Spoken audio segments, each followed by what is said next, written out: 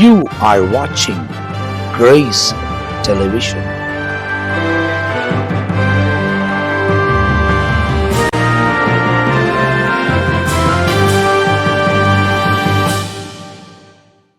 ஆண்டவரும் அருமை இரட்சகராக இயேசு கிறிஸ்துவின் நாமத்தினால் உங்கள் யாவருக்கும் எங்களுடைய அன்பின் வாழ்த்துக்களையும் ஸ்தோத்திரங்களையும் நான் தெரிவித்துக் கொள்கிறோம். தேவனுடைய பெரிதான கிருபையால் சுவிசேஷம் என்ற இன்னொரு பகுதியில் உங்களை சந்திப்பதிலே நாங்கள் மிகவும் மகிழ்ச்சி அடைகிறோம். இந்த பகுதி போன பகுதியின் தொடர்ச்சியை தான் நீங்கள் பார்க்க வேண்டும். காரணம், இந்த சுவிசேஷம் என்ற நிகழ்ச்சி வாரத்துக்கு 2 முறை உங்களுக்கு ஒளிபரப்பப்படுகிறது. மத்தேயு எழுதின சுவிசேஷத்தை முடித்து மார்க் எழுதின சுவிசேஷத்தை இப்போது நாம் தியானித்துக் கொண்டிருக்கிறோம். அதிலும் போன பகுதியில் 3ஆம் அதிகாரம் 19ஆம் வசனம் வரை அநேக காரியங்களை நாம் பார்த்துருக்கிறோம். அதில் நேரம் இல்லாததுனால பிஷப் ரெவரண்ட் பெனியஸ் ஐயா அவங்க இந்த பகுதியில் நம்ம மத்தியில் 20ஆம் வசனத்திலிருந்து 30ஆம் வசனம் வரை நம்மோடு கூட பகிர்ந்து கொள்ள போகிறார்கள். நிகழ்ச்சியை பார்க்குற நீங்கள் மற்றவங்களுக்கும் ஷேர் பண்ணுங்கள். அவர்களும் வசனத்தை அறிந்து கொள்ளட்டும். நீங்களும் வேதத்தை வாசியுங்கள். வசனம் என்ற வெளிச்சத்தில் நடங்க. கர்த்தர் நிச்சயமாய் உங்களை வழிநடத்துவதற்கு உண்மை உள்ளவராக இருக்கிறார். இந்த பகுதியில் உள்ள காரியங்களை நம்மத்திலே இன்றைக்கு பிஷப் ரெவரண்ட் பெனியஸ் ஐயா அவர்கள் நமக்கு விளக்கப் போகிறார்கள். நம்ம நேரடியாக நிகழ்ச்சிக்குள்ள கடந்து போக போகிறோம். ஆண்டவராகிய இயேசு கிறிஸ்து 12 சீஷர்களை தெரிந்து கொண்டார் என்று சொல்லி அதற்கு முன்பாக பார்த்தோம். அது மட்டுமல்லாதபடிக்கு அந்த 12 சீஷர்களை தெரிந்து கொண்டு அதிகாரத்தை கொடுத்த அவர் பின்பு வீட்டிற்கு போனார்கள் அப்படின்னு சொல்லிட்டு 20வது வசனத்துல ஆரம்பமாகிறது. பின்பு வீட்டிற்கு போனார்கள். அங்கே அவர்கள் சாப்பிடுவதற்கும் சமயம் இல்லாத படிக்கு அநேக ஜனங்கள் மறுபடியும் கூடி வந்தார்கள். அப்போ ஆண்டவருடைய ஊழியத்தை பார்க்கும்போது அவருக்கு ஓய்வு இல்லாத படிக்க அவர் என்ன செய்யறாங்க, தொடர்ந்து ஊழியம் செய்யறாரு. இங்க பார்த்தீங்க அப்படின்னு சொன்னா மார்க் 2வது அதிகாரத்திலையும் நாம பார்த்தோம். என்னன்னு கேட்டா, சில நாட்களுக்கு பின்பு அவர் மறுபடியும் கப்பர்நகூம் போனார். அவர் வீட்டில் இருக்கிறார் என்று ஜனங்கள் கேள்விப்பட்டு உடனே வாசலுக்கு முன்னும் நிற்க இடம் போதாதபடிக்கு அநேகர் கூடி வந்தார்கள். அப்போ அவர் எங்க போனாலும் சரி அவருக்கு பின்னாடி என்ன செய்துங்க, ஒரு கூட்டம் வந்து கொண்டே இருக்கிறது. ஆனால் இங்க கூட்டம் வருவது பெரிய காரியம் அல்ல, சாப்பிடுவதற்கு கூட சமயம் இல்லாதபடிக்கு அநேக ஜனங்கள் மறுபடியும் கூடி வந்தார்கள். அப்போ அங்க அநேகர் கூடி வரும்போது எப்போதும் ஆண்டவர் யாரையும் வெறுமையான செய்ததில்லை, அனுப்பினது கிடையாது. அப்போ சாப்பிடுவதற்கும் அவருக்கு சமயம் கிடைக்கல. அடுத்து ஒரு இடத்துல நாம பார்க்கிறோம். மார்க் 6வது அதிகாரம் 31வது வசனத்தை சற்றே வாசித்து பார்ப்போம் என்று சொன்னால் அங்கே என்ன நடக்கிறது? 6:31வது வசனத்தை நாம வாசிக்க கேட்கலாமா? அவர் அவர்களை நோக்கி அனந்தரமான ஓரிடத்தில் தனித்து, அவர் அவர்களை நோக்கினாக்கா இயேசு அந்த சீஷர்களை நோக்கி என்ன சொல்றாரு? வனாந்தரமான ஓரிடத்தில் தனித்து சற்றே இளைப்பாறும்படி போவோம் வாருங்கள் என்றார். ஏன்னு கேட்டா, இப்ப அவருக்கு என்ன தேவைப்படுது? ஒரு இடத்துல நாம பார்த்தோம், சாப்பாடு தேவைப்படுது. சாப்பிடுவதற்கு நேரம் இல்லை. இப்போ அடுத்து என்னன்னு கேட்டா, இளைப்பாறணும் அப்படின்னு ஆசைப்படுறாரு. இளைப்பாறதுக்கு கூட அங்க நேரம் இல்லாதபடிக்கு. ஏனெனில் அந்த வசனத்தை பாருங்க, வருகிறவர்களும் போகிறவர்களும் அநேகராய் இருந்தபடியினா போஜனம் பண்ணுகிறதற்கும் அவர்களுக்கு சமயம் இல்லாதிருந்தது. அப்போ இந்த 2 பகுதியை நீங்க பார்த்தீங்க அப்படின்னு சொன்னா, சாப்பிடுறதற்கும் சமயம் இல்லை, ஓய்வு எடுப்பதற்கும் சமயம் இல்லை. அந்த அளவுக்கு ஜனங்கள் திரளா என்ன செய்யறாங்க, இவரை தேடி வருகிறார்கள். காரணம் என்னன்னு கேட்டா, அவர் யாரையும் என்ன செய்யல, வெறுமையாய் அனுப்பாதபடிக்கு எல்லோருக்கும் சுகம் கொடுத்தார். இப்போ அநேகர் வந்தாங்க அப்படின்னு சொன்னா அதற்கு சில காரணங்கள் இருக்குது. ஒன்று, வசனத்தை கேட்க வந்தார்கள். 2வதாக அவருடைய போதனையை கேட்க வந்தார்கள். 3வதாக அவரிடத்தில் குற்றம் கண்டுபிடிக்க வந்தார்கள். 4வதாக பார்க்கும்போது அவர் கொடுக்கிற ஆகாரத்தை சாப்பிட அப்படி வந்தாங்க. ஏன்னு கேட்டா எல்லாவற்றுக்கும் வசனத்தின் ஆதாரங்கள் இருக்கு. அப்போ 4 விதமான கூட்டங்கள் அவரை தேடி வருகிறது. அதிலே குறிப்பாக சுகம் பெற்றுக் கொள்ளதான் அநேகர் வந்திருக்காங்க. அதற்கு பிறகு அதிகமா வந்தவங்க யாருன்னு கேட்டா அவருடைய போதனை கேட்க வந்தார்கள். ஒரு சிலர் சாப்பிடுவதற்காக அவர் கொடுக்கிற ஆகாரத்தை சாப்பிட. ஆனால் அநேகர் வந்தது என்னன்னு கேட்டா அவரிடத்துல குற்றம் கண்டுபிடிக்க. ஆகவேதான் இந்த மார்க் 3வது அதிகாரத்தில் பார்க்கும்போது அவர் சாப்பிட கூட சமயம் இல்லை. ஆனால் அடுத்த 21வது வசனத்தை பாருங்க. அவருடைய இனத்தார் இதை கேட்ட போது, இனத்தார் என்று சொன்னால் கூட இருந்தவர்கள் அல்லது உறவினர்கள், அவரை பின்பற்றினவர்கள் கேட்ட போது அங்கே என்ன சொல்லப்பட்டிருக்குன்னு கேட்டா, இவர் மதிமயங்கி இருக்கிறார் என்று சொல்லி. அப்போ மதிமயக்கம் அப்படின்னாக்க என்ன அர்த்தம்? சுய உணர்வுல இல்ல, அவுட் ஆஃப் கண்ட்ரோல் அப்படின்னு சொல்லலாம்.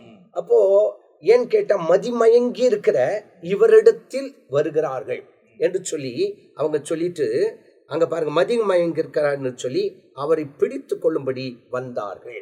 அப்ப இனத்தார் அப்படின்னு சொன்னா ஒன்று உறவினர்கள் என்று சொல்வதை விட இன்னொன்னு இவருடைய இனத்தில் இருக்கதான எதிரிகள்.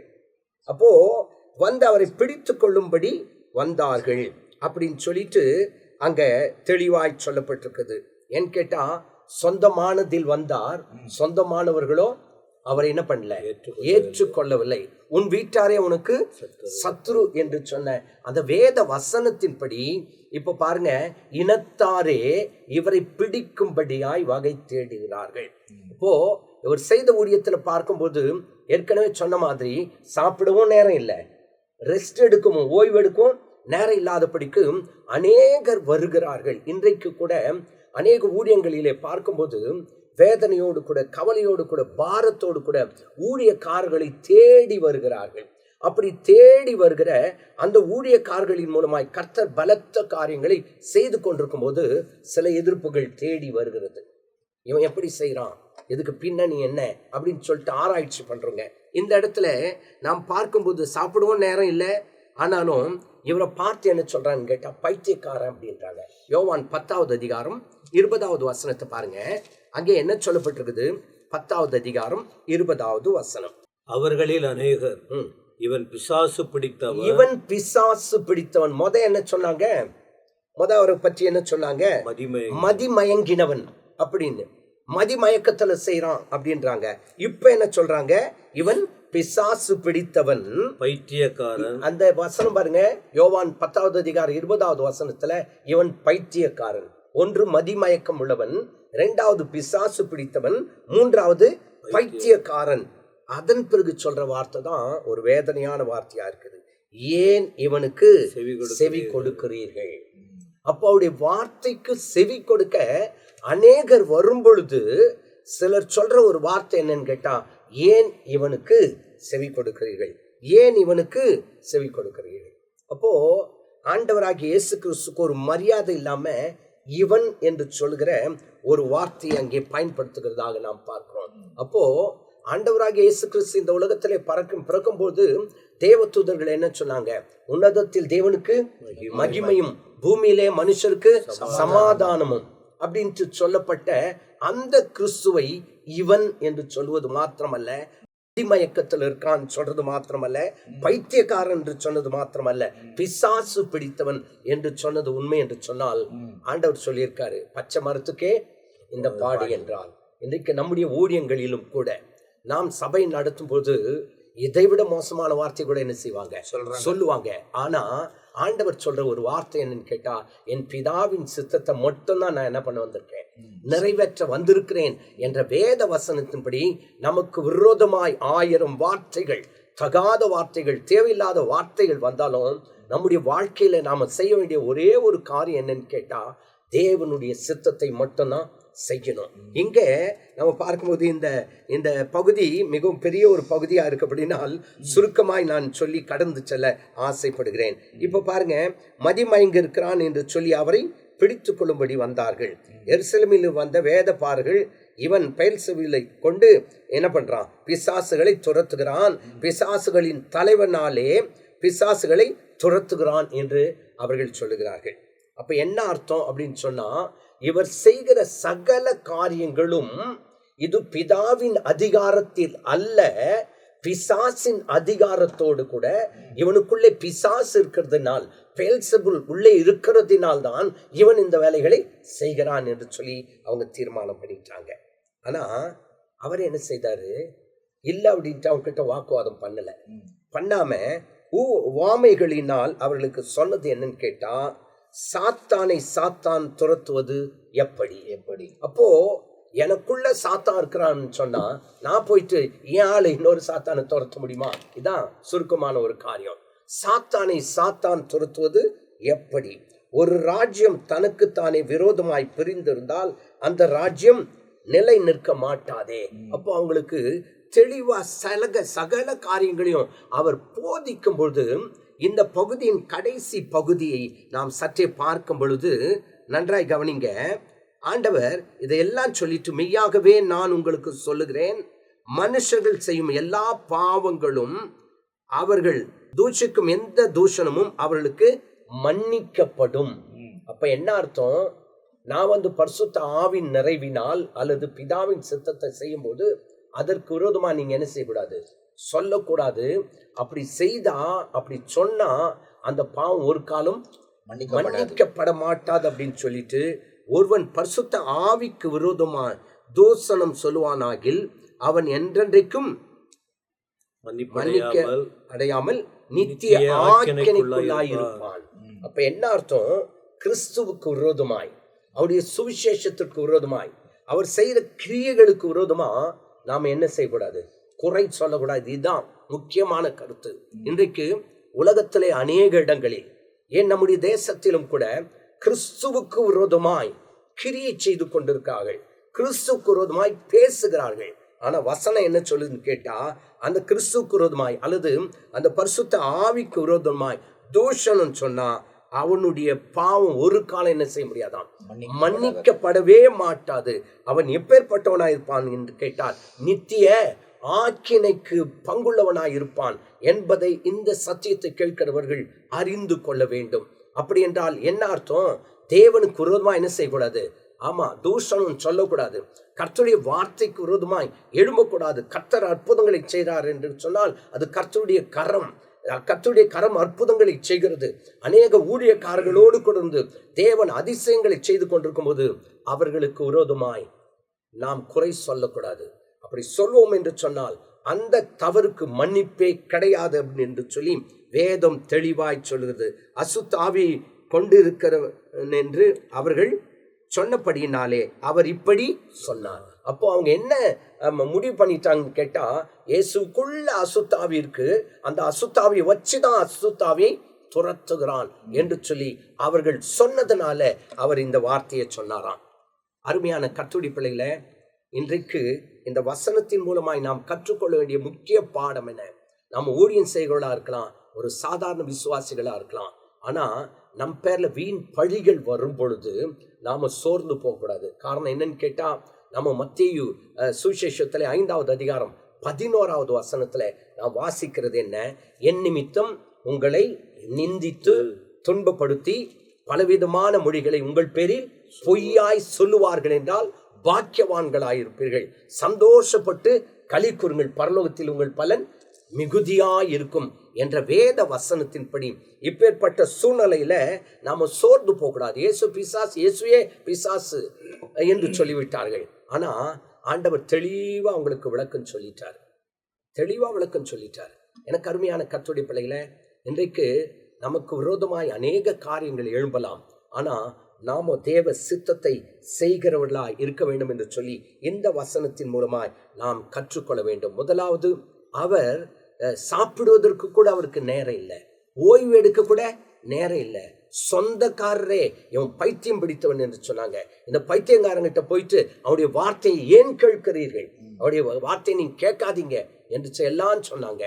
ஆனாலும் தேவன் தம்முடைய வார்த்தையை நிலைப்படுத்தினார். வசனம் சொல்லுது, நான் என் ஊழியக்காரருடைய வார்த்தையை நிலைப்படுத்துவேன் என்று கர்த்தர் சொல்லியிருக்கிறார் என்று சொன்னால், நம்முடைய வாயின் வார்த்தைகள், நம்முடைய இருதயத்தின் தியானம் கர்த்தருடைய சமூகத்தில் பிரதியா இருக்கும்போது நம்முடைய வாயின் வார்த்தைகளை கர்த்தர் நிலைப்படுத்துவார் என்பதற்கும் எந்த ஒரு சந்தேகமும் கிடையாது.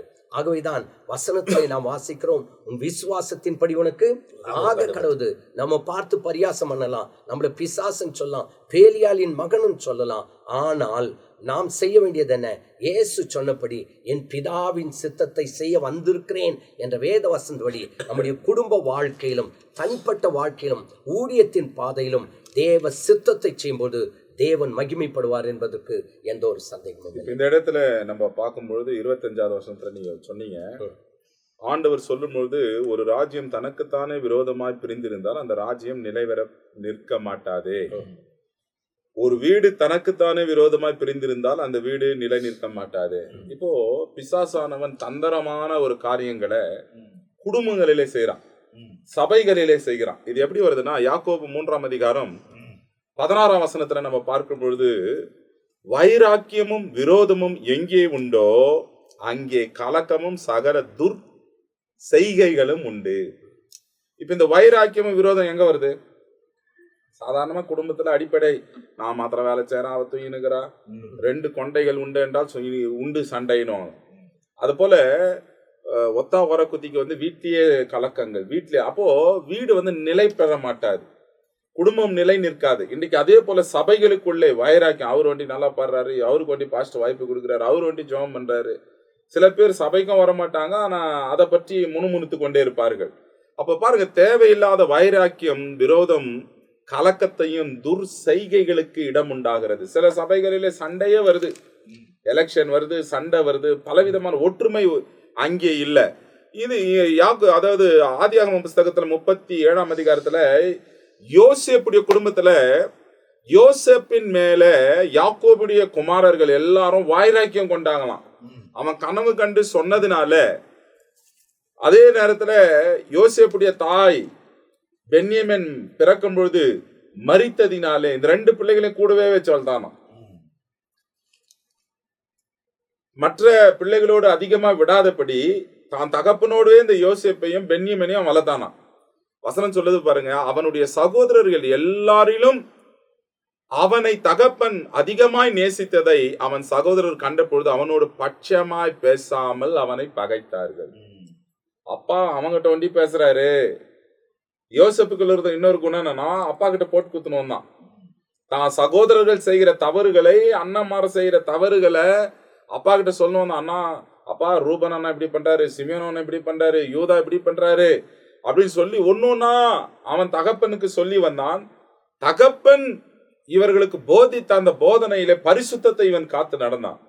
பாருங்க, அப்பா பிள்ளை கிட்ட அன்பா இருக்கிறத கண்ட உடனே மற்ற பிள்ளைகள் இவங்கிட்ட பட்சமா பேசல, உதைக்கி வைச்சாங்கன்னு பார்க்கிறோம். இப்ப சங்கீதத்துல 133ஆம் சங்கீதம் 1ஆம் வசனம் எல்லாருக்கும் தெரியும். இதோ சகோதரர்கள் ஒருமித்து வாசம் பண்ணுகிறது எத்தனை நன்மையும் எத்தனை இன்பம். இந்த இன்பம் நன்மை வராதபடி பிசாசு கலக்கத்தையும் விரோதத்தை ஏற்படுத்தி தவறான எண்ணங்களை குடும்பத்துல விதைக்கிறதுனால பிளவுகள் குடும்பத்துக்குள்ளே வருகிறது, சபைகளுக்குள்ளே வருகிறது, எல்லா இடத்திலும் இது காணப்படுகிறது. இப்போ இதை நம்ம பார்க்கும்போது ஆதியாகமம் 13ஆம் அதிகாரத்துல ஆபிரகாமுடைய வேலைக்காரர்களுக்கும் லோத்துடைய வேலைக்காரர்களுக்கும் அழகா இங்க சொல்லப்படும் பாருங்க. ஆதியாகமம்ல 13ஆம் அதிகாரம் 7-8 வசனம், ஆபிரகாமுடைய மந்தை மேய்ப்பருக்கும் லோத்துடைய மந்தை மேய்ப்பருக்கும் வாக்குவாதம் உண்டாயிற்று. அக்காலத்திலே கானானியரும் பெர்சியரும் அத்தேசத்திலே குடியிருந்தார்கள். ஆபிரகாம் லோத்தை பார்த்து எனக்கும் உனக்கும் என் மெய்ப்பெருக்கும் உன் மெய்ப்பெருக்கும் வாக்குவாதம் வேண்டாம். ஒரு வார்த்தை சொல்றான், நாம் சகோதரர், நம்ம சகோதரர், மற்றவங்களால நம்மளுக்கு ஏன் வாக்குவாதம் அப்படின்னு சொல்லி அங்க சமாதானம் பண்ணுகிற அந்த வாக்குவாதம் வேண்டாம் என்று ஆபிரகாம் அழகா சொல்றாரு. அப்போ நீதிமொழிகள்ல 15ஆம் அதிகாரம் 18ஆம் வசனத்துல நம்ம பார்க்கும் பொழுது, கோபக்காரன் சண்டையை கிளப்பி விடுகிறான், நீடிய சாந்தம் உள்ளவனோ சண்டையை அமர்த்துகிறான். இப்போ ஆபிரகாம் கோபப்பட்டு லோத்துக்கிட்ட பேசியிருந்தா கண்டிப்பா பிளவு சண்டை வந்திருக்கும். ஆனா இவர் என்ன பண்றாரு, நம்ம சகோதரர்ப்பா, ஏன் நம்ம என் மெய்ப்பெருக்கும் உன் மெய்ப்பெருக்கும் என்ன வாக்குவாதம் வேணாம், அமைதியா பேசுறார். மெதுவான பிரதித்திரம் கடும் கோபத்தை கூட தணிக்குமா. அப்போ பாருங்க, மனுஷனுக்கு வாக்குக்கு விலகுவது மனுஷனுக்கு மேன்மை, மூடனானவன் எவனாலும் அதுல தலையிட்டு கொள்ளுகிறான். அப்போ வழக்குக்கு விலகுவது மனுஷனுக்கு மேன்மையா இருக்குது. பிரச்சனை பெருசாகிறதுக்கு முன்ன சின்னதுலயே காம்ப்ரமைஸ் ஆகி ஆனா விடுப்பா ரைட் ஓகே அப்படின்ட்டு வந்துடணும். வாக்குவாதம் பண்ணி ரொம்ப இது பண்ணா அது பெரிய ஆர்குமெண்ட்ல போய் முடிகிற ஒரு காரியமாக காணப்படுகிறது. அப்போ ஆண்டவருடைய பிள்ளைகளாகிய நாம் ஒரு குடும்பம், ஒரு சபை நிலை நிற்கணும்னா ஒற்றுமையா இருக்க வேண்டும். இது யாரு கொடுக்க முடியும்? பரிசுத்த ஆவியானவர் தான் கொடுக்க முடியும். ஏன்னா ஆண்டவர் சொல்றாரு, சாத்தானே பிரிஞ்சிருக்கிறது இல்லையா, சாத்தானே அது பிரிந்திருந்தா அவன் எப்படி எழும்புவான்? அவனே அழிஞ்சு போடுவானே, அவனே அழிஞ்சு போடுவான். அதுக்கு அடுத்த வசனத்துல ஆண்டவர் சொல்றாரு பாருங்க, சாத்தான் தனக்குத்தானே விரோதமாய் எழும்பி இருந்தா அவன் நிலை நிற்க மாட்டான், அழிந்து போவானே. அப்ப அவனுக்கே ஒற்றுமை இருக்குதுன்னா ஆண்டோடைய பிள்ளைங்களுக்கு எவ்வளவு இருக்கணும்? நம்ம தேவ பிள்ளைகள் எவ்வளவு ஒற்றுமையை நாம் காத்துக் கொள்ள வேண்டும். அதனால தான் ஆண்டவர் சொல்றார், பலவானை முந்தி கட்டினால் ஒழிய ஒருவனும் பலவானுடைய வீட்டுக்குள் புகுந்து அவன் உடைமைகளை கொள்ளையிட கூடாது. அப்ப பலவானை அடையாளம் கண்டு ஆண்டுடைய பிள்ளைகளாகிய நாம் வைராக்கியம் உள்ளவர்களாக இருக்க வேண்டும். அநேக வார்த்தைகள் உண்டு. இன்னொன்னு என்னன்னு கேட்டா, ஏன் அப்படி சொன்னாங்க அப்படின்னு சொன்னா, இயேசு அதாவது தான் பெரியவன் என்று காட்டிக்கொள்ள நினைக்கிறார் என்ற ஒரு தவறான எண்ணம் கூட அந்த ஜனங்களுக்குள்ள இருந்திருக்குது. அதற்கு யோவான் சுவிசேஷம் 7வது அதிகாரத்தை சற்றே திருப்பி கொண்டு அதில் 3வது வசனத்திலிருந்து நாம் 5வது வசனம் வரையிலும் வாசித்து பார்ப்போம் என்று சொன்னால், யோவான் 7வது அதிகாரம் 3வது வசனத்திலிருந்து. அப்படின்னா தன்னைத்தானே பெருமை பாராட்டி கொள்ள அவர் நினைக்கிறார் அப்படின்னு சொல்றாங்க. வாசிக்கலாம். அப்பொழுது அவருடைய சகோதரர் அவரை நோக்கி, நீர் செய்கிற கிரியைகளை உம்முடைய சீஷர்களும் பார்க்கும்படி இவ்விடம் விட்டு யூதேயாவுக்கு போ. நீ ஏதாவது செய்யணும்னாக்கா உங்க சீஷர்கள் பார்க்கட்டும், அதனால நீ இங்க இருக்க வேண்டாம், எங்க போயிடு? யூதேயாவுக்கு போயிடு. பிரபலமாயிருக்க விரும்புகிற எவனும் அந்தரங்கத்திலே ஒன்றையும் செய்ய மாட்டான். நீர் இப்படிப்பட்டவைகளை செய்தால் உலகத்துக்கு உம்மை வெளிப்படுத்தும் என்றார்கள். அப்போ நீ இப்படிப்பட்டதை செய்தால் உலகத்துக்கு என்ன பண்ணு? வெளிப்படுத்த. நீ பிரபலமா இருக்கதான் நீ விரும்புற அப்படின்ற ஒரு மிஸ் அண்டர்ஸ்டாண்டிங்ஸ் அந்த ஜனங்களுக்குள்ள இருந்தது. அவருடைய சகோதரரும் அவரை விசுவாசியாதபடியால் இப்படி சொன்னார்கள். அப்ப என்ன அர்த்தம்? உண்மையாக உடன் பிறந்த சகோதரர்கள் கூட என்ன செய்யல, விசுவாசிக்காதனால இப்படி சொன்னாங்களாம். அப்போ நீ பிரபல்யமா இருக்கதான் நீ விரும்புற, அதனால நீ என்ன பண்ண, உன் சீஷர்களை கூட்டிட்டு யூதேயாவுக்கு போயிடு அப்படின்னு சொல்றாங்க. அப்போ என்ன அர்த்தம்? சொந்தமானதில் வந்தார், சொந்தமானவர்களோ அவரை ஏற்றுக்கொள்ளாமல் அவர் மேல் பழி சுமத்தி, பேலியாளின் மகன், பிசாசின் மகன், பிசாசு பிடித்தவன்.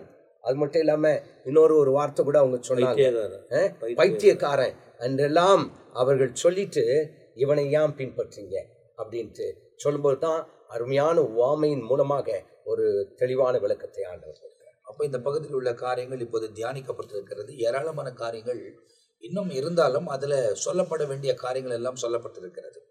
இப்போ அதுக்கு அடுத்தது நீங்கள் பார்ப்பீங்க அப்படின்னு சொன்னாக்கா 31ஆம் வசனத்திலிருந்து 35 3ஆம் அதிகாரம் முடிகிறது. இதில் இயேசு கிறிஸ்துவின் தாயும் தன் சகோதரரும் அவரை தேடி வராங்க. எதுக்காக வந்தாங்கன்னு தெரியாது, ஏன்னா இந்த சூழ்நிலைகள் நடக்குது. இந்த கோர்வியா மார்க் எழுதிட்டு வராரு. ஒருவேளை ஜனங்களெல்லாம் எதிர்க்கிறாங்க, அதாவது ஏதாவது பேசலாம், கூட்டிட்டு போகலான்னு வந்தாங்களான்ற பேசுறதுக்கு தான் வந்தாங்க. அதான் மத்தியில சொல்லுது, அவரிடத்தில் பேசும்படி. ஏன்னா இப்படிலாம் இருக்குதே, அதாவது எல்லாருமே இப்படி சொல்றாங்களே, நீ வந்துற வீட்டோட கூட கூட்டு போகலான்னு சொல்லி கூட வந்திருக்கலாம். ஆனால் அவர் என்ன செஞ்சாருன்னு சொல்லி மார்க் எழுதுறார். இது ஏற்கனவே மத்தேயு சுவிசேஷம் தியானிக்கும் போது நாம் அந்த பகுதியை தியானித்திருக்கிறோம். 12ஆம் அதிகாரம் 46லேருந்து 50 வசனம் வரை இதே பகுதியை மத்திய எழுதுகிறார், கூட இருந்து மத்திய எழுதுகிறார். ஆனால் அதே பகுதி இப்போ மார்க் எழுதும் போது என்ன சொல்லுகிறார் என்பதை இந்த மத்தியர் அவரின் ஜெயக்குமார் அவர்கள் பகிர்ந்து கொள்ள போகிறார். கர்த்தருடைய நாமம் மகிமைப்படுவதாக. தொடர்ச்சியாக மார்க்கின் புத்தகம் 3ஆம் அதிகாரத்தில் 31லிருந்து 35 வரை சொல்லப்பட்டிருக்கிறதான நடந்த ஒரு சம்பவத்தை இந்த இடத்திலே தெளிவாக பரிசுத்த ஆவியாகிய தேவன் நமக்கு எழுதி கொடுத்திருக்கிறார். ஆனால் இந்த நடந்த சம்பவத்தினுடைய ஒரு பெரிதான ஒரு காரியம், ஆண்டவராகிய இயேசு கிறிஸ்து கல்வாரி சிலுவையிலே தொங்கிக் கொண்டு இருக்கிற வேளையிலே 7 வார்த்தைகள் சபை பிரதானமாக எடுத்து நாம் தியானிக்கிறது வழக்கமாக இருக்கிறது. அதில் ஒரு வார்த்தையை இயேசு கல்வாரி சிலுவையிலே தொங்கிக் கொண்டு இருக்கும் பொழுது தன் அன்பான தாயாரை பார்த்து அவர் சொல்லுகிற காரியம், ஸ்ரீயே அதோ உன் மகன் என்று சொல்வார். அடுத்தபடியாக அவர் சொல்லுகிற வார்த்தை, தனக்கு அன்பான சீஷனா இருந்த யோவானை பார்த்து அதோ உன் தாய் என்று சொல்வார். இந்த பகுதி எதற்காக ஆண்டவராகிய இயேசு கல்வாரி சிலுவையிலே தொங்கிக் கொண்டு இருக்கிற வேளையிலே தன்னுடைய தாயாரை பார்த்து, மரியாள் அம்மையாரை பார்த்து சொன்ன வார்த்தை அதோ உன் மகன். தன் அன்பான சீஷனாய் இருந்த யோவானை பார்த்து அதோ உன் தாய் என்று சொல்வதற்கு காரணம் என்ன என்று சொன்னால், இந்த பகுதி தான் அதற்கு மூல காரணமாக இருக்கிறது. மார்க்கின் புத்தகம் 3ஆம் அதிகாரம் 31 35 வரை என்னன்னு சொன்னா, யூதருடைய முறையின்படி ஒரு தகப்பன் மரித்து விட்டால் அந்த குடும்பத்தினுடைய பொறுப்பை மூத்த மகன் தான் தலைமையேற்று நடத்த வேண்டும். இது யூதருடைய முறை. ஆனால் இயேசுடைய தகப்பன் யோசேப்பு மரித்த பிறகு அதனுடைய பொறுப்பு ஆண்டவராகிய இயேசுனுடைய தலைமை கீழ் வருகிறது. ஆனால் இந்த சம்பவத்தின் நிமித்தமாக என்ன நடந்தது, 31 35 வரை நாம் நிதானமாக வாசித்து பார்த்தால், ஆண்டவராகிய இயேசு கிறிஸ்துவினுடைய தாயாகிய மரியாள் அம்மையாரும் அவருடைய சகோதரரும் இயேசு இருந்த வீட்டிலே அவரை பார்ப்பதற்கு, அவரோடு கூட பேசுவதற்காக வருகிறார்கள். அவர்களை இயேசுவை பார்க்க வேண்டும் என்று சொல்லி சூழ்ந்திருக்கிற மக்களிடத்திலே சொல்லி அனுப்புகிற வேளையில நடக்குது என்ன, அப்போது அவருடைய சகோதரரும் தாயாரும் வந்து வெளியே நின்று அவரை அழைக்கும்படி அவரிடத்தில் ஆள் அனுப்பினார்கள். அப்போ ஒரு வீட்டுக்குள்ளே இருக்கிறார், அவரை பார்க்கும்படி அவரோடு கூட பேசும்படி ஆள் அனுப்பினார்கள் தாயாரும் சகோதரும். நடந்தது என்ன, 32 அவரை சுற்றிலும் உட்கார்ந்திருந்த ஜனங்கள் அவரை நோக்கி, இதோ உம்முடைய தாயாரும் உம்முடைய சகோதரரும் வெளியே நின்று உம்மை தேடுகிறார்களே என்றார்கள்.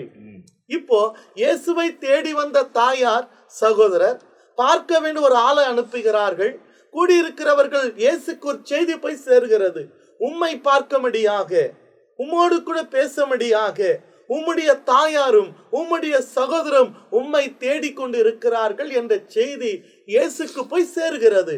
ஆனால் அந்த இடத்துல இயேசு கிறிஸ்து சொன்ன வார்த்தை என்ன, 33 சொல்கிறது, அவர்களுக்கு அவர் பிரதி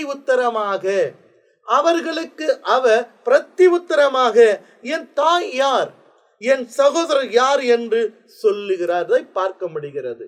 அப்போ இயேசுவை பார்க்க அவருடைய தாயாரும் சகோதரும் வந்தார்கள், ஆள் அனுப்பினார்கள். அந்த செய்தி இயேசுக்கும் போகிறது, உம்மிடத்தில் பேச உம்மை தேடுகிறார்கள் உம்முடைய தாயாரும் சகோதரர் சொல்லும் பொழுது இயேசு அதற்கு பதில் சொன்னது என்ன, என் தாயார் யார், என்னுடைய சகோதரர் யார் என்று சொல்லி அவர் என்ன சொன்னாரு, தம்மை சூழ்ந்து உட்கார்ந்து இருக்கிறவர்களை பார்த்து, இதோ என் தாயும் என் சகோதரமாய் இவர்களே. அப்போ இயேசுவை பெற்றெடுத்த தாய், இயேசுவோடு கூட பிறந்ததான சகோதரர் அவரை பார்க்க வருகிறார்கள். ஆனால் அந்த செய்தி இயேசுக்கும் போகிறது. ஆனால் அவர் சொன்ன வார்த்தை வித்தியாசமா இருக்கிறது. அவர் கேட்ட கேள்வி, என் தாயார் யார், என் சகோதரன் யார். அப்போ சூழ்ந்திருக்கிறவர்களை பார்த்து, நீங்கள் தான் என்னுடைய தாயும் என்னுடைய சகோதரமாய் இருக்கிற இவர்களே என்று சொல்லிவிடுகிறார். அடுத்த வசனம் என்ன சொல்லுது, தேவனுடைய சித்தத்தின்படி செய்கிறவன் எவனோ, தேவனுடைய சித்தத்தின்படி செய்கிறவன் எவனோ அவனே எனக்கு சகோதரனும் எனக்கு சகோதரியும் எனக்கு தாயுமா இருக்கிறான் என்றார். அப்போ இந்த இடத்துல இயேசு என்னுடைய தாயார் யார், என்னுடைய சகோதரன் யார் என்று ஒரு கேள்வியோடு கேட்கிறாரு. ஆனால் அவர் என்னுடைய தாயும் என்னுடைய சகோதரனும் என்னுடைய சகோதரன் யாருன்னு சொன்னா தேவனுடைய சித்தத்தின்படி செய்கிறவர்கள் தான். அப்ப இந்த பூமியில நாம் அந்த தேவனை நம்முடைய வாழ்க்கையில தாயும் சகோதரன் சகோதரியுமா இருக்கணும்னு சொன்னா நாம் கடைபிடிக்க வேண்டியது ஒரு காரியம், தேவனுடைய சித்தத்தை செய்ய வேண்டும். அப்ப பூமியில யார் அவருடைய சித்தத்தை செய்கிறார்களோ, தேவனுடைய சித்தத்தை செய்கிறார்களோ அவர்கள் தான் தேவனுக்கு சகோதரன் சகோதரி தாயமா இருக்கிறவர்களை தவிர சும்மா எல்லாரும் ஆண்டவர் ஒப்பிட்டு சொல்லல. இந்த நடந்த சம்பவத்தின் நிமித்தமாய் இயேசுனுடைய குடும்பத்திலே ஒரு பிரச்சனை வருகிறது. என்ன சொன்னா, தன்னுடைய கூட பிறந்த மற்ற சகோதரர்கள் இந்த செய்தி போகிறது, தாயும் சகோதரன் இயேசுவை பார்க்க பொழுது அவர்களை பார்க்காமல் அனுப்பி வைத்து விடுகிறார். ஆகையாலே தன் தாய்க்கு ஒரு கட்டளை கொடுத்தாங்க, இனிமேல் நீ அவரை போய் பார்க்க கூடாது. சரித்திரத்துல நீ போய் பார்க்க கூடாது, உன்னை பார்க்க அவர் விரும்பவில்லை. இனிமேல் நீ பார்க்க போனா மறுபடியும் எங்க வீட்டுக்கு நீ வரக்கூடாது. இது நான் சொல்ற சரித்திரம்.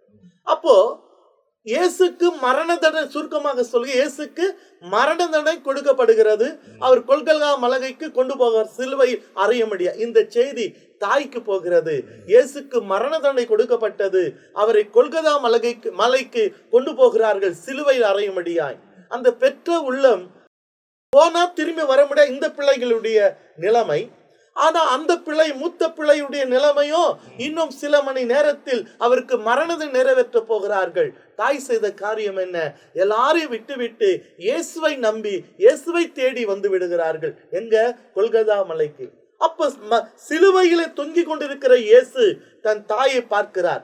தன் தாயை பார்த்த தாயினுடைய நிலைமை பார்க்கிறார்.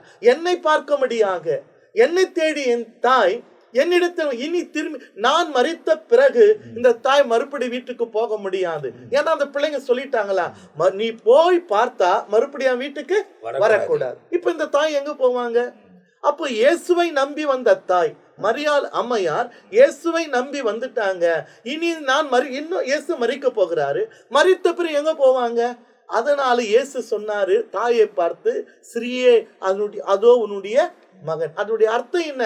நான் மரிக்க போகிறேன், இனி உன்னை பராமரிக்கிற பொறுப்பு அந்த மகனாயிருக்கிற யோவான், என்னுடைய சீஷனாயிருக்கிற யோவான் தான் உன்னை பராமரிப்பார். அப்ப அந்த தாய்க்கு யோவானை அதோ உன் மகன் அப்படி என்றால், மகன் என்ற ஸ்தானத்தில் நான் செய்ய வேண்டிய கடமையை அந்த மகன் செய்வான். அதே போல யோவானுக்கு சொன்ன ஆண்டவர் விட்டு இல்ல, யோவானை பார்த்து சொல்வாரு அதோ உன் தாய். அவருக்கு அதனுடைய அர்த்தம் என்ன? இப்போ மூத்த மகனாக இயேசு மரிக்க போகிறார். மற்ற பிள்ளைக்கு இந்த தாய் போக முடியாது. ஆனா அந்த பொறுப்பினை என்னிடத்தில் கொடுக்கிறார். ஆகத்தான் இயேசு சொன்னாரு, தன் அன்பான சீஷன் அந்த யோவானை பார்த்து அதோ உன் தாய். அப்ப அவருக்கு புரிஞ்சு போச்சு, இனி இந்த தாயை பராமரிக்கிற வேலை என்னிடத்தில் தான் உண்டு. இதனுடைய அர்த்தம் என்னன்னா, இயேசுவை நம்பி வந்தவர்களை அவர் யாராய் இருந்தாலும் கைவிட்டதே கிடையாது. ஒரு வசனம் சொல்லுது, நான் உங்களை திக்கற்றவர்களாக விடு, இதோ உலகத்தின் கடைசி சகல நாட்களிலும் நான் உங்களோடு. அதே நேரத்துல இயேசு பொறுப்பான ஒரு காரியத்தை செய்தார். தாய் அணையதை விட்டு போகல, அவரை நம்பி வந்துட்டாங்க. அதுபோல அவரை நம்பி எல்லாத்தையும் துறந்து வந்த எத்தனையோ தேவதாசர்கள், எத்தனையோ ஊழியர்கள் எல்லாத்தையும் சொத்து சுதந்திரத்தை எல்லாத்தையும் இழந்துட்டு அவரை நம்பி வந்தாங்க. அவர்களை நம்பி வந்தவர்களை இயேசு பார்க்கிறார். அவருக்கு எதையெல்லாம் விட்டுட்டு வந்தாங்க. இப்ப இந்த அம்மா பார்த்தீங்கன்னா மற்ற பிள்ளைங்களாம் விட்டுட்டு இயேசுவை நம்பி வந்துட்டாங்க. அவர் கைவிடல, அவர்களை பராமரித்து அவர்களை போஷிக்கும்படியாக தன் அன்பான சீஷனாய் இருந்தவனுக்கு கட்டளை கொடுக்கிறார். அது போலதான் ஊழியத்தின் பாதையிலும் சரி, விசுவாசத்தின் பாதையிலும் சரி, இயேசுவை நம்பி வந்தவர்களை அவர் கைவிட்டதே கிடையாது. கர்த்தரை தன் நம்பிக்கை கொண்டிருக்கிற மனுஷன் பாக்கியவான். கர்த்தர் தாமே நம்மை ஆசீர்வதிப்பார். மாம்ச உறவையும் வெட்டிக்க சொல்றது, மாம்ச உறவும் வேணும். இன்னைக்கு ஆவிக்குரிய உறவுன்னு சொல்லி சொந்த ரத்தத்தையும் வெட்டிக்குவாங்க, அதுவும் இருக்கக்கூடாது. ஆனா ஏன் மாம்ச உறவை விடக்கூடாதுன்னா, யோவான் ஒரு விதத்தில் இந்த அவங்களுடைய தாய் வழியில் ஒரு சொந்தம், அதையும் அவர் விடலை. ஏன் அப்படின்னா, ரூத்து சம்பவம் வரும்போது, ரூத் சம்பவத்தில் அந்த திருமண தொடர்பு வரும்போது உறவு முறையான் ஒருவர் இருக்கிறார், அந்த லிங்க் கொடுப்பார் சொல்றாங்க. அது பைபிள் அப்படி இருக்கு. அதே போல இப்போ சொந்தம் விட்டாச்சு, யோவான் தேவ சித்தத்துக்கு வந்தவர், அப்ப இன்னும் பொறுப்பா கவனிச்சுக்குவார். ஒண்ணு மாம்ச சொந்தம், இன்னொன்னு ஆவிக்குரிய சொந்தம். ஆகவே ஏன் பேதுருகிட்ட கொடுக்கல, ஏன் அந்திரேயா கிட்ட கொடுக்கல, ஏன் மற்றவங்க கிட்ட கொடுக்கல, ஏன் யோவான் கிட்ட கொடுக்கிறார்? அந்த ரத்த பாசமும் இருக்கும், தெய்வ பாசமும் இருக்கும், இன்னும் நல்லபடியா பார்த்தது. இன்னொரு விஷயம் அங்க என்னன்னாக்கா, அந்த கொல்கோதா மலையில வெறும் யோவான் தான் வந்து நிக்கிறாரு. அதுவும் தேவ சித்தமா தான் இருந்திருக்கும். ஒருவேளை வந்து பேதுரு வந்து நின்று இருந்தாருன்னு வைங்க, அந்த இடத்துல நின்று இருந்தாருன்னா, இப்போ அவர்கிட்ட அவங்க அம்மாவை கொடுக்கலன்னா அவர் வந்து என்ன அது வரும், என்கிட்ட அப்ப நான் பாத்துக்க மாட்டேனா அப்படின்றது ஒண்ணு வந்திருக்கு. உபாகமம் 33ஆம் அதிகாரத்துல 9வது வசனத்துல இப்படி சொல்லுது, தன் தகப்பனுக்கும் தன் தாய்க்கும் நீ உங்களை பாரேன் என்று சொல்லி பாரேன் என்று சொல்லி தன் சகோதரரை அங்கீகரியாமல் தன் பிள்ளைகளையும் அறியாமல் இருக்கிறவன் வசமாய் அவைகள் இருப்பதாக, அவர்கள் உம்முடைய வார்த்தைகளை கை கொண்டு உம்முடைய உடன்படிக்கையை காக்கிறவர்கள். அதாவது தாய் தகப்பன் மாருக்கும் உங்களை நீ பாரேன், உங்களை நான் பார்க்க மாட்டேன்னு சொன்னா அவன் அந்நியன் புறனா இருப்பான்னு ஆண்டவர் சொல்றாரு. அப்போ தாய் தகப்பனை கனம் பண்ண வேண்டும். நம்ம மத்தேயுல பார்த்தோன்னு சொன்னா இன்னொரு காரியம் 34 இருந்து 10வது அதிகாரம் 34 இருந்து 38 வரைக்கும் ஆண்டவர் வந்து சொல்றார், பூமியிலே நான் சமாதானத்தை அனுப்ப வந்தேன் என்று எண்ணாதிருங்கள், சமாதானத்தை அல்ல பட்டயத்தை அனுப்ப வந்தேன். ஏனெனில் மகனுக்கும் தகப்பனுக்கும் மகளுக்கும் தாய்க்கும் மருமகளுக்கும் மாமியாருக்கும் பிளவு உண்டாக்க வந்தேன். இருக்குதாக சண்டைய குடும்பத்துல இன்னைக்கு உண்டாக்க வந்தேன். ஒரு மனுஷனுக்கு சத்துருக்கள் அவன் வீட்டாரே. தகப்பனையாவது தாயாவது என்னிலும் அதிகமாய் நேசிக்கிறவன் எனக்கு பாத்திரன் அல்ல, மகனையாவது மகளையாவது என்னிலும் அதிகமாய் நேசிக்கிறவன் எனக்கு பாத்திரன் அல்ல, தன் சிலுவை எடுத்துக்கொண்டு என்னை பின்பற்றாதவன் எனக்கு பாத்திரன் அல்ல. இப்ப ஆண்டவர் எதை சொல்ல வர விரும்புறாருன்னா, குடும்ப உறவை விட என் கற்பனைகளை கை கொண்டு அதுல அன்பு கூறுகிறவர்கள் தான் எனக்கு தாயும் தகப்பனமா இருக்கிறாருங்க. அப்போ நம்ம ஆண்டவரை விட்டுட்டு நம்ம குடும்பம் பிள்ளைங்க இப்படி அப்படின்னு சொல்லுந்தோம்னா எனக்கு பாத்திரன் அல்ல. அப்போ ஃபர்ஸ்ட் நம்ம we must love God, we must honor God. ஆண்டவருக்கு தான் முதலிடம். அதனால தான் மத்தேயு 6:33 சொல்லும், முதலாவது தேவ ராஜ்யத்தோட நீதியையும் தேடுங்கள், அப்பொழுது இவைகள் எல்லாம் உங்களுக்கு கூட கொடுக்கப்படும். ஆண்டவருக்கு கொடுக்க வேண்டிய கனத்தை மரியாதை நம்ம சொல்லித்தனா குடும்பத்துக்கு வேண்டிய சமாதானத்தை சந்தோஷத்தை தேவன் கட்டாயம் கொடுப்பார். அப்ப ஆண்டவர் வந்து தாயாரை புறக்கணிக்கல, என் வசனத்தை கேட்கிற இவர்களே நீங்களே எனக்கு தாயும் சகோதரனுமா இருக்கிறீர்கள் என்று ஆண்டவர் சொல்றாரு. இன்னைக்கு நாமும் அந்நியர்கள் தான், வசனத்தை கேட்கறதுனால தான் அப்பா பிதாவேன்னு கூப்பிடுற அந்த புத்திர பாக்கியத்தை கர்த்தர் நமக்கு கொடுத்திருக்கிறார். அதுல ஒரு சந்தேகத்தை நாம தீர்த்து வைக்கணும். மாமியாருக்கும் மருமகளுக்கும் தகப்பனுக்கும் பிள்ளைக்கும் பிரிவினை உண்டாக்க வந்தேன் அப்படின்னு சொல்லும்போது ஆண்டவர் பிரிக்க வரல. உதாரணமாக சொல்ல வேண்டும் என்று சொன்னால், ஒரு தகப்பன் இருக்கிறார், அதே நேரத்தில் மகன் இருக்கிறான். இப்போது மகன் இயேசு ஏற்றுக்கொண்ட பிறகு, நீ கிறிஸ்தவன் ஆயிட்ட, இயேசு பின்பற்ற, என் வீட்டில் இருக்காத, வெளியே போ. அப்போ என்ன அர்த்தம்? உண்மையாக ஒரு இயேசுவை நேசிக்கிறது நிமித்தமாய் அந்த இடத்துல என்ன வெளியே போக வேண்டிய ஒரு, அதாவது விசுவாசிக்கிறவர்கள விசுவாசியாதவர்கள் ஒரு பிளவு குடும்பத்துல, அதுதான் ரொம்ப முக்கியம். அதாவது ஒரே குடும்பத்துல வந்து 2 பேர் இருக்கிறாங்க, ஒருத்தர் நம்புறாங்க ஒருத்தர் நம்பல. மாமியார் வந்து விசுவாசமா இருக்கிறாங்க, மருமக விசுவாசியா இல்ல. அதனால வந்து அவங்க என்ன பண்றாங்க, இவங்க ஜெபிக்கிற மாதிரியோ தேவனோட நடக்கிற மாதிரியோ இவங்க நடக்க மாட்டேன்றாங்க. அப்ப அதுல முரண்பாடு ஏற்படுது, அதனால ஒரு பிரிவினை உண்டாகுது. அந்த காரியத்தை குறித்து சொல்றாரு. அதுதான் வந்து அதுதான் ஒரே விஷயம். என்னன்னா ஒரு இடத்துல ரட்சிக்கப்பட்டு வந்து ரட்சிப்பின் அனுபவத்துக்குள் வந்து கிறிஸ்துவுக்காக அவர்கள் வாழ்ந்து கொண்டிருக்கிற கால பஞ்சாயத்துல எதிர்ப்புகள் வருமானால், தேவைப்பட்டால், அதாவது இப்போ அவங்களா இல்லை, நீ கிறிஸ்துவை பின்பற்றினா இங்க இருக்கக்கூடாது, நீ போயிருங்க அப்படின்னு சொல்லும் போது, கிறிஸ்துவுக்காக இது இல்லாகட்டி கூட பரவாயில்ல, நான் ஆண்டவருக்காக வாழறேன் அப்படின்ட்டு விட்டு விலகி போனாலும் அவர்களே எனக்கு சகோதரர்களும் சகோதரிகளாய் தாயுமா இருக்கிறார்கள் என்பதை சொல்லுகிறார். அப்போ அந்த காரியத்தை தான் இங்கே சொல்லப்பட்டிருக்கிறது. அதே நேரத்தில் ஊழியத்தை ஊக்குவிக்கிறவங்க, ஜெபிக்கிறவங்க, அதே நேரத்தில் தாங்குறவங்க, அவங்களெல்லாம் விட்டு விலகி சொல்லி பைபிள் சொல்லலை. ஆனால் இப்படிப்பட்டு இருக்கிற சூழ்நிலையில் நெருக்கங்கள் வருமானால் கிறிஸ்துவுக்காக மாத்திரம் நிற்பதுக்கு உங்களை அர்ப்பணித்துக் கொள்ளுங்கள். இந்த பகுதியில் உள்ள காரியங்கள் எல்லாம் நமக்கு விளக்கப்பட்டிருக்கிறது. அடுத்த அதிகாரத்தில் அடுத்த பகுதியில் நாம் சந்திக்க போகிறோம். அதுவரை நாங்கள் எல்லாம் உங்ககிட்ட இருந்து விடைபெறுகிறோம். கர்த்தர் உங்களை ஆசீர்வதிப்பாராக. ஆமென்.